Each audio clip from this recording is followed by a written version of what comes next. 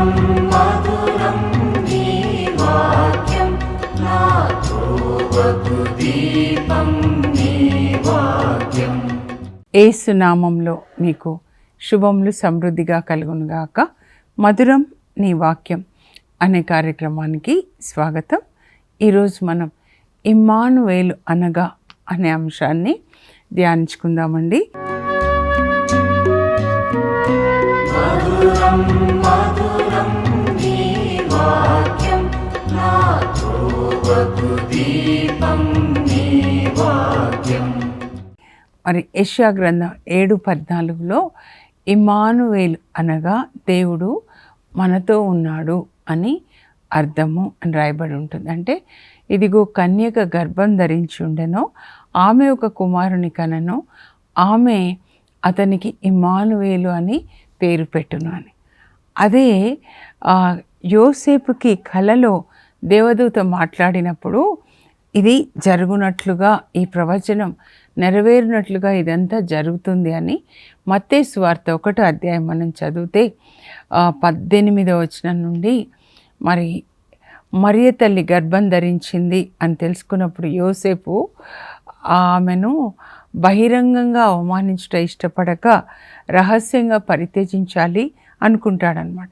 అప్పుడు దేవదూత కలలో ఆయనకి ప్రత్యక్షమై దావీదు కుమారుడవగు యోసేపు, అంటే యోసేపు దావీదు వంశంలోంచి వచ్చాడు, నీవు మరియను స్వీకరించడానికి భయపడొద్దు, ఆమె పరిశుద్ధాత్మ ప్రభావం వలన గర్భం ధరించింది, నీవు ఆమెను స్వీకరించి పుట్టబోయే బిడ్డకి యేసు అని పేరు పెట్టాలి.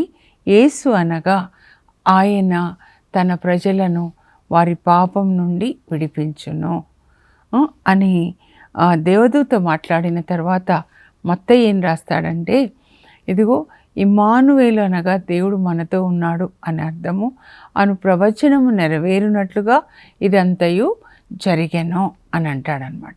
ఇప్పుడు దేవుడు మనతో ఉన్నాడు, ఇమ్మానుయేలు అంటే దేవుడు మనతో ఉన్నాడు. కానీ దేవుడు, మనం పరలోక ప్రార్థన ఎట్లా చేస్తాము? పరలోకమందున్న మా తండ్రి మీ నామం పరిశుద్ధపరచబడునుగాక.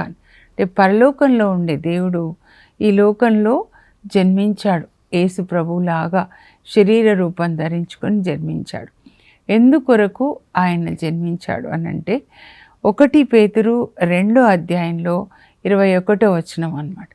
మొదటిది ఆయన మనకు మాదిరిని చూపించడానికి, మనం దేవుని బిడ్డలుగా ఎలా జీవించాలి, ఎలా ప్రేమగా ఉండాలి. దేవుడు ప్రేమ కనుక ఆ ప్రేమని డెమాన్స్ట్రేట్ చేయడానికి, ప్రేమని ప్రేమించి చూపించడానికి వచ్చారనమాట. ఇలా జీవించండి అని ముందు తల్లిదండ్రులను అనమాట. ఆమె మరియ తల్లి గర్భంలోంచి యేసుప్రభు బాలయేసు ఈ భూమి ఆకాశాన్ని సృజించిన దేవుడు చిన్న బాబుగా పుడతాడండి. ఎందుకు అనంటే మనము మన ప్రేమ ముందు ఎవరిని ప్రేమించాలంటే అమ్మ కడుపులో నుంచి వచ్చాం, అమ్మ గర్భంలో రూపుదిద్దుకున్నాం, అమ్మ శరీరం, అమ్మ మాంసం, రక్తం. కనుక ఆ ప్రేమ ముందు అమ్మకి ఇవ్వాలి, తర్వాత నాన్నకి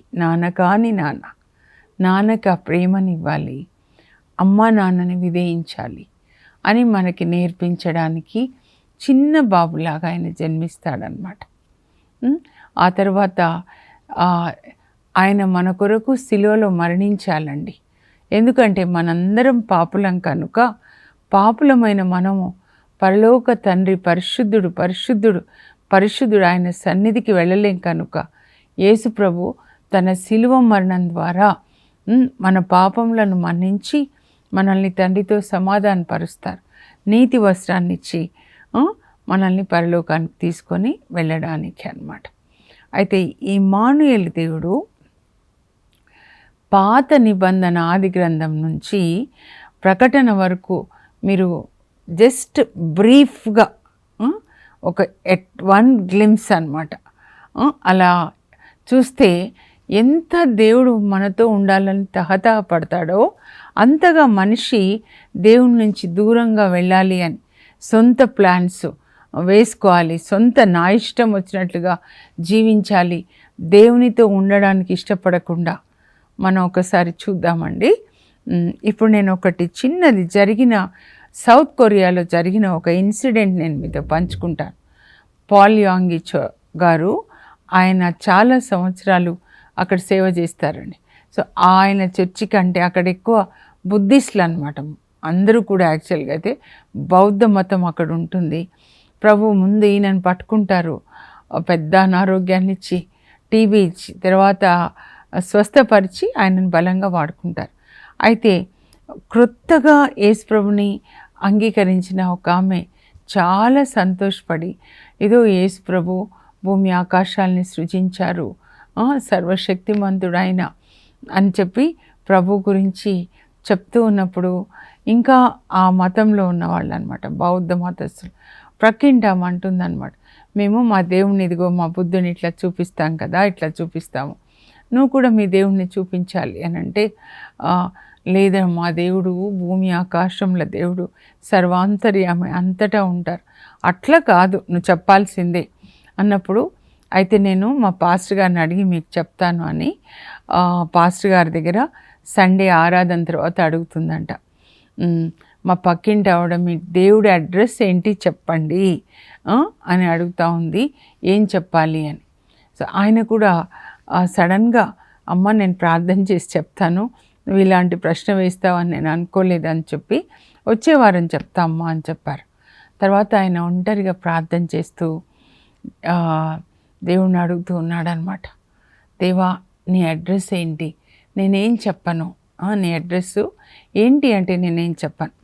అప్పుడు ఆయన ప్రార్థన చేస్తుంటే అబ్రహాం ఆయన ముందు దర్శనంలో కనపడ్డారంట.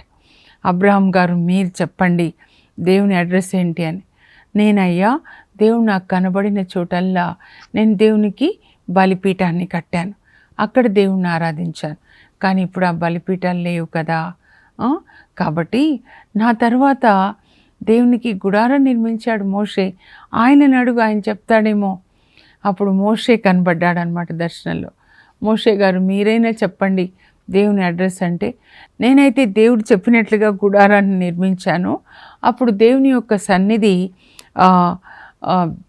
మందసం మీద కరుణాపీఠం మీదకి దిగి వచ్చింది, కానీ ఇప్పుడు అది లేదు కదా, అది లేదు ఇప్పుడు, నా గుడారం లేదు. ఎందుకంటే సొలొమోన్, అదిగో సొలొమోన్ అడుగు, ఆయన పెద్ద దేవాలయాన్ని కట్టించాడు 7 సంవత్సరాలు. అప్పుడు దర్శనంలో సొలొమోన్ రాజు దర్శనమైనప్పుడు కనబడినప్పుడు సొలొమోన్ గారు మీరైనా చెప్పండి అంటే, నేను మా నాన్న చెప్పిన ప్లాన్ ప్రకారము 7 సంవత్సరాలు మహావైభవంగా దేవాలయాన్ని నిర్మించాను, కానీ ఆ బాబిలోనియా రాజు నెబుకద్నెజర్ వచ్చేసి దేవాలయాన్ని కాల్చేశాడు కదా, ఇప్పుడు అది లేదు. అదిగో నా తమ్ముడు చూడు, నా తమ్ముడు బాబిలోనియా నుంచి వచ్చాడు కదా, జెరుబ్బాబెల్, ఆయన మరలా దేవాలయాన్ని నిర్మించాడు, తమ్ముడిని అడుగు. అప్పుడు జెరుబ్బాబెల్ కనపడ్డాడనమాట దర్శనంలో.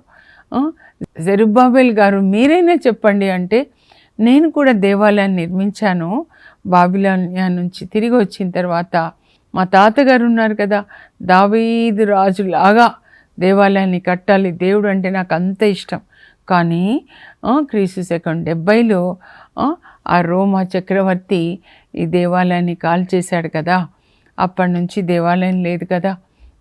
అదిగో అదిగో ఎలుగెత్తి ఒక స్వరం యోర్దాను నది ఒడ్డున, ఆ స్వరం చూడండి, బాప్తిస్మ యోహాను, ఆయన కనబడుతున్నాడు, ఆయన అడగండి ఆయన ఏం చెప్తాడో దేవుని అడ్రస్ అంటే. బాప్తిస్మ యోహాన్ గారు వచ్చారు దర్శనంలో, మీరు చెప్పండి అయ్యా దేవుని అడ్రస్ అంటే, దేవుని అడ్రస్ తెలీదా, ఇదిగో లోక పాపములను మోసుకొని పోవు దేవుని గొర్రె పిల్ల యేసు ప్రభువే దేవుని అడ్రస్. ఆ పరలోక నుంచి ఆ దేవుడే దిగి వచ్చారు. అయితే కానీ యూదులు యేసు ప్రభుని సిలువ వేశారు కదా, సిలువ వేశారు, సమాధి చేశారు, చేయబడ్డాడు, ఆ తర్వాత ఆయన పరలోకానికి వెళ్ళిపోయినారు. అయితే ఇప్పుడు మీరు ఎవరిని అడగాలి, అదిగో పౌలు చెప్తాడు కరెక్ట్గా. దేవుడు ఆయనకి చాలా జ్ఞానం ఇచ్చారు, పౌలు గారిని అడగండి. పౌలు గారు మీరైనా చెప్పండి దేవుని అడ్రస్, అందరినీ అడుగుతున్నాను, మీరైనా చెప్పండి అంటే, దేవుని అడ్రస్ నీకు తెలీదా? నా లేఖలను చదవలేదా? 1 కొరింథీ 3:16 నేనేం చెప్పాను? ఏమని రాశాను? మీరే దేవుని ఆలయము, పరిశుద్ధాత్మ దేవుడు మీలో నివసిస్తున్నారు. నీవే దేవుని ఆలయం అయ్యా, దేవుడు నీలోనే నివసిస్తున్నారు. నీలో ఉన్న దేవుని లోకానికి నువ్వు చూపించాలి అని చెప్తే, అవును ఇప్పుడు దేవుడు నాలోనే ఉన్నాడు.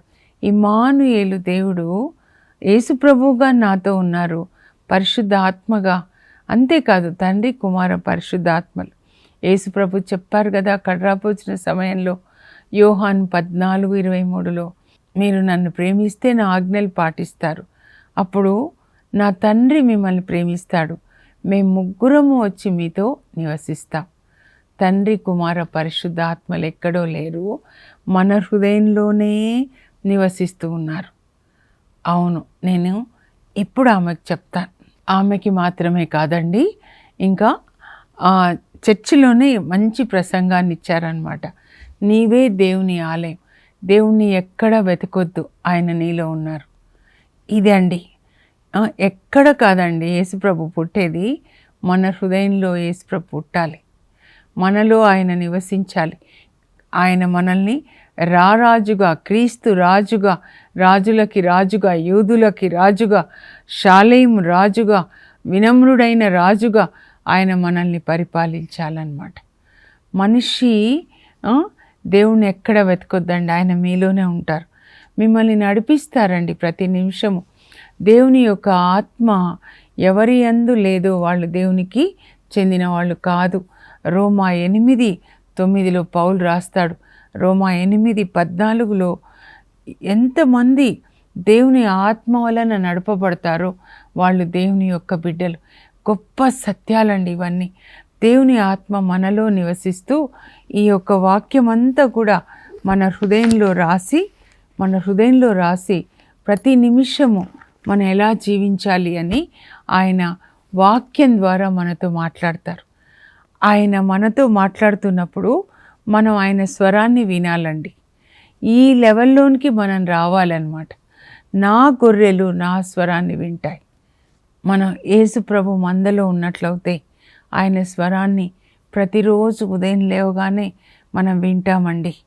యెషయా 50లో యేసు ప్రభువే చెప్తారు స్వయంగా, 4వ వచనము, ప్రతి ఉదయము ఒక గురువు శిష్యునికి బోధించినట్లుగా మా నాన్న నాకు బోధిస్తాడు.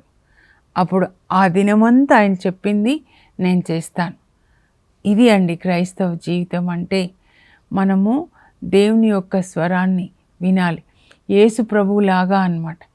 యేసు ప్రభు ఎలా జీవించారో మనం అలా జీవించాలి. అది నేర్పించడానికే ఈ లోకంలోనికి యేసు ప్రభు వచ్చారనమాట. మన సొంత నిర్ణయాలు చేయడమే అదే అసలైన పాపం అండి. సో ప్రతిసారి క్రిస్మస్ వచ్చినప్పుడల్లా మనకి ఇంకొక ఛాన్సు, ప్రతిరోజు ఒక ఛాన్సు. మన సొంత చిత్తాన్ని విడిచిపెట్టి దేవుని చిత్తం చేయాలి. పరిశుద్ధాత్మ మనలోనికి వచ్చినప్పుడు దేవుని చట్టాలన్నీ మనలో రాస్తాడండి. హృదయంలో, మనసులో. ఇవి 2 స్పిరిచువల్ స్లేట్స్, ఆత్మ సంబంధమైన పలకలు అన్నమాట. పాత నిబంధన రాతి పలకల మీద రాయబడి ఉంది కనుక ప్రజలు పాటించలేకపోయారు. అంతేకాదు వాళ్ళకి పరిశుద్ధాత్మ ఇవ్వబడలేదండి.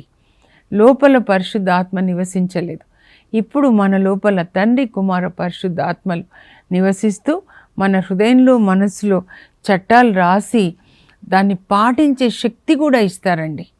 అందుకే నూతన నిబంధన ఏంటంటే, నేను లేకుండా మీరేం చేయలేరు. యేసుప్రభు చెప్తారు యోహాను 15:5లో, నేను ద్రాక్షవల్లి మీరు రెమ్మలు.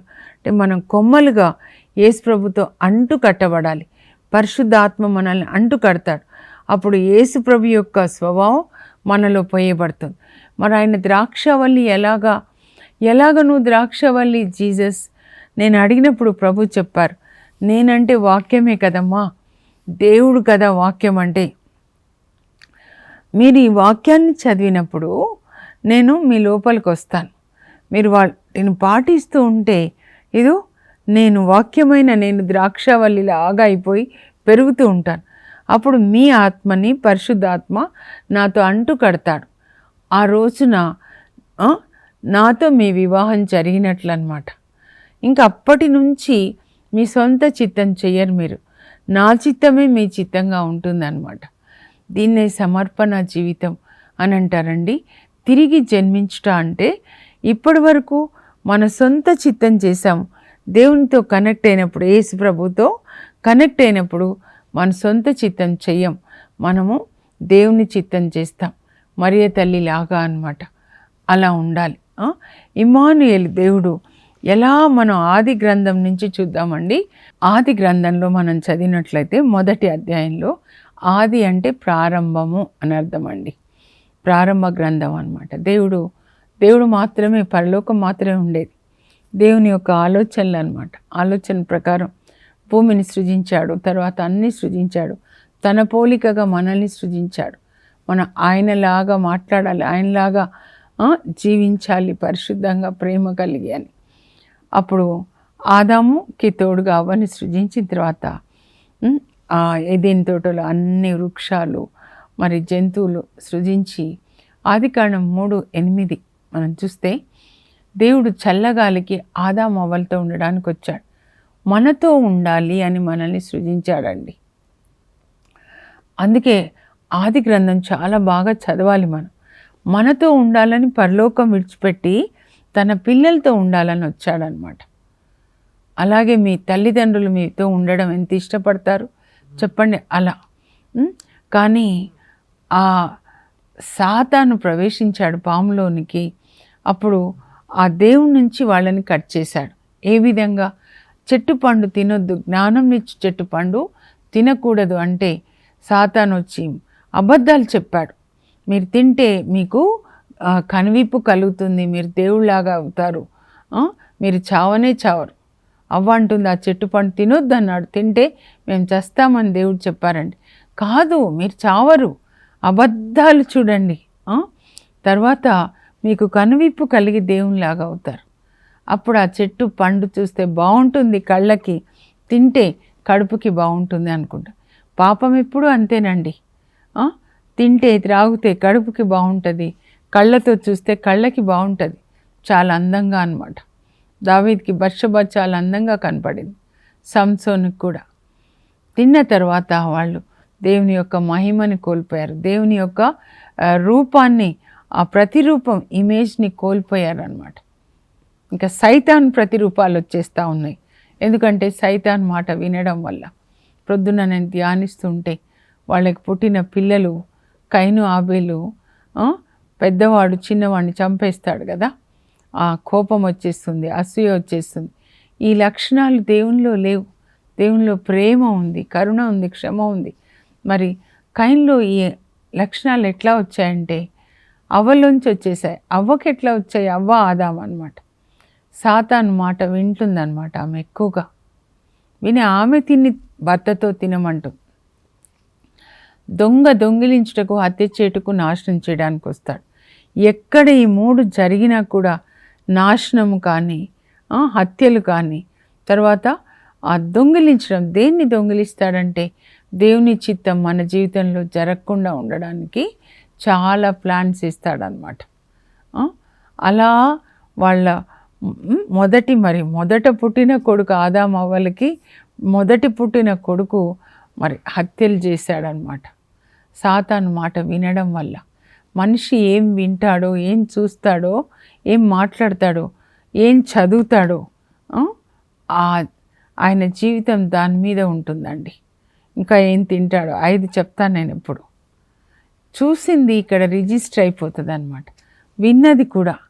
కనుక సాతాను నుంచి వినకూడదండి. మనం దేవుని నుంచి వినడం నేర్చుకోవాలి ప్రతిరోజు. ముఖ్యంగా ఈ నెలలో మనం ఎక్కువ టైం బైబిల్ చదువుకొని అవే మనకు ఆలోచనలు, విత్తనాలుగా మన హృదయంలో వేయాలన్నమాట. ఈ దేవుని యొక్క వాక్యం.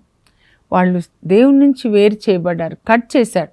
సాతాను పని ఏంటంటే మనల్ని దేవునితో కట్ చేయాలి, ఎప్పుడు కట్ చేయడం అన్నమాట దేవుని నుంచి. అప్పుడు వాళ్ళు బయటికి వెళ్ళిపోతారు కదా. దేవుడు దేవుడు కావాలని కిందికి వస్తే, కానీ వాళ్ళు మాత్రం దేవుని సన్నిధిని వాళ్ళు ఆశించలేదన్నమాట. అయినా దేవుడు విడిచిపెట్టాడు. మరలా నోవాతో మాట్లాడతాడు. నోవా దేవుడు చెప్పినట్లుగా చేస్తాడు. ఆదికాండం 6వ అధ్యాయం మీరు చూసినట్లయితే ఆయన 9-10 వచనాలు. నోవా ఆ కాలం వారిలో, ఆదాము క్రీస్తుపూర్వం 4000 అయితే నోవా క్రీస్తుపూర్వం 3000 అన్నమాట. నోవా నీతిమంతుడు, ఉత్తముడు, తన కాలం వాళ్ళలో ఉత్తముడు, దేవునికి సహచరుడై జీవించాడు. సహచరుడు అంటే అర్థం ఏంటంటే కలిసి జీవించడం. దేవుడు చెప్పిన మాట ప్రకారం జీవించే వాళ్ళని దేవునికి సహచరుడు అంటారండి. దేవుడు మాట అన్నమాట, వాక్యం. అలా దేవుడు చెప్పినట్లుగా నోవా ఓడ ఇలా చెయ్యంటే అలాగే చేశాడనమాట. సో దేవుడు చెప్పినట్లుగా చేశాడు. 6వ అధ్యాయంలో ఉంటుంది, 22లో కూడా ఉంటుంది అనమాట, 7లో కూడా ఉంటుంది. దేవుడు చెప్పినట్లుగా నోవా చేశాడని. తర్వాత మళ్ళా దేవునితో మరి ఆయన సహవాసం ఉండదండి, అది చెప్పబడలేదు. తర్వాత ఆదికాండం 12కి వచ్చేసరికి దేవుడు మరలా వెతుక్కుంటూ వచ్చారు అబ్రహాంని. అబ్రహాంతో మాట్లాడారు. అబ్రహాం దేవుడు చెప్పినట్లుగా చేశాడు. ఆదికాండం 12:4 వచనం అన్నమాట. అక్కడి నుంచి అబ్రహాము, ఇస్సాకు, యాకోబులు వాళ్ళ దేవుడు నేను అంటాడనమాట మోషేతో. అంటే దేవుడు చెప్పినట్లుగా వాళ్ళు చేశారు. ఎప్పుడూ మనతో ఉండాలి అని ఆయన కోరుకుంటారండి. ఆ తర్వాత మనం చూస్తే మోషే చాలా సీరియస్గా మీరు చదివితే మోషేతో దేవుడు 3వ అధ్యాయం నుంచి మాట్లాడతాడండి. మండుచున్న పొద రూపంలో దర్శనం ఇస్తాడనమాట. ఆయన దేవుడు అలా దర్శనమిచ్చి మాట్లాడతాడు.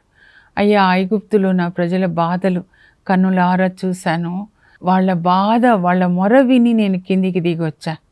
చూడండి, ఐగుప్తులో ఉన్నటువంటి ఇజ్రాయేల్ ప్రజలు దేవునికి మొర పెట్టుకుంటే వాళ్ళ మొర విని నేను కిందికి దిగి వచ్చాను. ఆ ఐగుప్తు ఫరో రాజు ఇనుప సంఖ్యల నుంచి నా బిడ్డల్ని విడిపించడానికి. కాబట్టి నా ప్రతినిధిగా నువ్వు వెళ్ళాలి. నేను నా శక్తిని నేను నీకు ఇస్తున్నాను. నువ్వు వెళ్ళి ఫరో ఎదుట మాట్లాడు, నేను అనేక అద్భుతాలు చేస్తాను. మోషే దేవుడు చెప్పినట్లుగానే చేస్తారండి. అందువల్ల అద్భుతాలు జరుగుతున్నాయి. దేవుడు చెప్పినట్లుగా మనం చేస్తే, ఇలా పడేసేయంటే కర్ర పడేస్తాడు, అది పామైపోతుంది అనమాట. అలా ప్రతి ఒక్కటి కూడా నైలు నదిలో నీళ్లు రక్తంగా మారడము, కప్పలు, దోమలు, చీకటి, బొబ్బలు, 10 అరిష్టాలు దేవుడు చెప్పినట్లుగా మోషే చేస్తున్నాడు. చేసి అద్భుతాలు చేసి మరి అక్కడి నుంచి వాళ్ళని విడిపించుకొని వస్తాడు. సీనాయి పర్వతం దగ్గర వస్తే 19వ అధ్యాయం అండి. కొండ మీదకి రా అంటే కొండ మీదకి వచ్చేస్తాడనమాట. అక్కడ దేవుడు ఆయనతో చెప్తారు, ఇదిగో మీరు నా ప్రజలు నా మాటలు శ్రద్ధగా విని పాటిస్తే ఈ భూలోకంలో మీరే నా పవిత్ర ప్రజలు, నా సొంత ప్రజలు, నా యాజక రాజ్యం. శ్రద్ధగా దేవుని మాట విని పాటించాలండి. అదొక్కటే దేవుడు మరలా చెప్తారనమాట.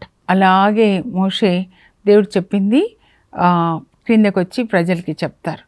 అలా 8 సార్లు పైకి కిందికి. తర్వాత దేవుడు చెప్తారు ఆయనకి, నువ్వు ఇలా గుడారాన్ని నిర్మించు, నేనే వచ్చి కిందికి వచ్చి ప్రజల మధ్యలో నివసిస్తాను. దేవుడు చెప్పినట్లుగా మోషే గుడారాన్ని నిర్మిస్తాడండి. అప్పుడు దేవుని సన్నిధి పైనుంచి కిందికి వస్తుంది. నిర్గమకాండం 40వ అధ్యాయంలో దేవుని యొక్క సన్నిధి మేఘంలాగా ఆ గుడారంలో మందసం పైన కరుణాపీఠం మీదకి వస్తుందన్నమాట. ఇంకా లేవీయ కాండం అంతా మోషే పైకి వెళ్ళాడు, నిర్గమకాండంలో వెళ్తాడు. లేవీయ కాండంలో ప్రభువే కింద ప్రజల మధ్యలో నివసిస్తారు. ఆ తర్వాత సొలొమోన్ దేవాలయాన్ని నిర్మించినప్పుడు కూడా అంతే, దేవుని యొక్క సన్నిధి అన్నమాట. ఆ తర్వాత నూతన నిబంధనలో యేసు ప్రభువే శరీర రూపం ధరించి మానవుడిగా మన మధ్య నివసించారు. యోహాను సువార్త 1లో 1వ వచనం నుంచి 14 వరకు మనం చూస్తే, ఆదిలో వాక్యమైన దేవుడు మానవుడై మన మధ్య నివసించాడు. మన కొరకు ఆయన సిలువలో మరణించారు. అంతేకాదు, ముందు ఆయన మనం ఎలా జీవించాలి, అమ్మని ఎలా ప్రేమించాలి, నాన్నని ఎలా ప్రేమించాలి, ఎలా విధేయించాలి, 30 సంవత్సరాలు తల్లిదండ్రులకు విధేయత కలిగి జీవించాడు. ఎంతో ప్రేమనిచ్చాడనమాట. ఆ ప్రేమ అండి, క్రిస్మస్ అంటే ప్రేమ కలిగి జీవించడం. దేవుని ప్రేమను అమ్మకి, నాన్నకి, తోడబుట్టిన వాళ్ళకి, భర్త, భార్య, పిల్లలకి, ఆ తర్వాత అందరికీ యేసుప్రభు లోకానికే ప్రేమనిచ్చారు కదా, అలా మనం జీవించాలి అన్నమాట. అది ఇమ్మానువేలు. తర్వాత ఆయన వెళ్ళి పరిశుద్ధాత్మని పంపించేశారు. యేసుప్రభు మనతో ఉన్నారు, కానీ పరిశుద్ధాత్మ మన లోపల ఉన్నారన్నమాట. పరిశుద్ధాత్మ మాత్రమే కాదండి, ముగ్గురు తండ్రి, కుమార, పరిశుద్ధాత్మలు అన్నమాట. యోహాను 14:23లో వ్రాయబడి ఉన్నట్లుగా మన దేహము త్రియేక దేవుని ఆలయం. వాళ్ళు మాట్లాడుతున్నప్పుడు మనం వినాలి, విని దాని ప్రకారం మనం జీవించాలన్నమాట. అప్పుడు మనం పరలోకానికి వెళ్తాం. రేపది మనం ధ్యానించుకుందాం. యేసుప్రభు ఈ లోకానికి ఎందుకు వచ్చారంటే మనల్ని పరలోకానికి తీసుకొని వెళ్ళడానికి అన్నమాట. యోహాను 14:3లో చెప్తారు, నేనున్న చోటనే మీరును ఉండాలని మిమ్మల్ని నా యొద్దకు చేర్చుకుంటాను. అక్కడి నుంచి వచ్చారు ఇక్కడికి, ఇక్కడి నుంచి మనల్ని అక్కడ తీసుకెళ్ళాలి. మనం ఎప్పుడు ఆయనతోనే ఉండాలని ఆయన యొక్క గాఢమైన కోరిక. ప్రార్థన చేసుకుందాం. పరలోకపు మా తండ్రి, మీ పరిశుద్ధ నామమునకు స్తోత్రం కలుగునుగాక. యేసయ్యా, మీరు ఇమ్మానుయేలుగా మాతో ఉండడానికి ఈ లోకంలోనికి వచ్చారు ప్రభా. ఇప్పుడైతే మీరు పరిశుద్ధ ఆత్మగా మాలో నివసించి మాతో మాట్లాడుతూ ఒక మంచి కాపరిగా నాయనా మేము ఎలా నడవాలి మాకు బోధిస్తూ ఉన్నారు. నా గొర్రెలు నా స్వరాన్ని వింటాయి అని చెప్పారు. అంతరంగంలో మీరు మాట్లాడుతున్నప్పుడు మీ స్వరాన్ని వినాలి ప్రభా. బైబిల్ ద్వారా మాట్లాడినప్పుడు మీ స్వరాన్ని మేము వినాలి. మీరు చూపించే ప్రేమ మార్గంలో మేము పరలోకానికి రావాలి. ఆ కృప మాకు దయచేయండి. మా చేయి పట్టుకొని మమ్మల్ని నడిపించండి, ప్రేమ మార్గంలో నడిపించండి. యేసు నామంలో అడుగుచున్నాం తండ్రి, ఆమేన్. యేసు ప్రభు చూపించిన ప్రేమ మార్గంలో నడిచేవాళ్ళే ఆయన యొక్క నిజమైన శిష్యులు. ఆయన శిష్యులుగా జీవించే కృప దేవుడు మనకు దయచేయునుగాక. God bless you. Have a blessed day.